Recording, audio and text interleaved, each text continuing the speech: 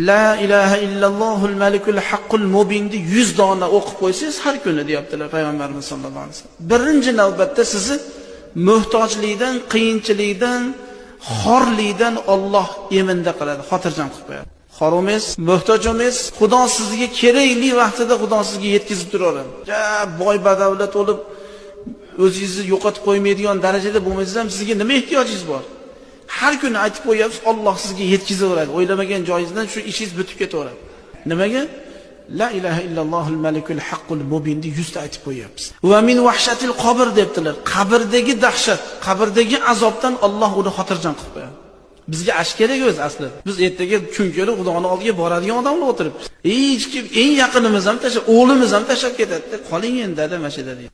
Ana ash kuni La ilaha illallohul malikul haqqul mubinni aytib qo'ygan odam inshaalloh va robbil izza